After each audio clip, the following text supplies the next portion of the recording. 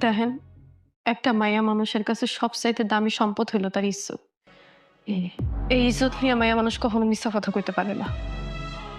আপনারা দুইজনই একদিন বাসায় আসছিলেন, সেই সুযোগেই ফয়সাল ভাই জোর কইরা একটা মাইয়া মানুষ সর্বোচ্চ শক্তি দিয়ে চেষ্টা করে তার ইজ্জত রক্ষা করার লাগে, কিন্তু সেদিন আমি শত চেষ্টাও করে রক্ষা করতে পারি নাই। এই মেয়ে, তোমার উদ্দেশ্য কি? তুমি এইভাবে আমাকে ফাঁসাচ্ছ কেন? বাবা, মা, বিশ্বাস করো, আমি কিছুই জানি না। এই মেয়েটা ইচ্ছা করে আমাকে ফাঁসানোর চেষ্টা করছে। চেয়ারম্যান সাহেব, আমার মাইয়ার নিজের ইজ্জত নিয়া মিশা কথা কইতেছে না। আপনার কাছে অনুরোধ, আপনি এটার একটা সুষ্ঠু বিচার করবেন। আর যদি সুষ্ঠু বিচার না করেন, তাহলে আমি আপনার নামে মামলা দেব।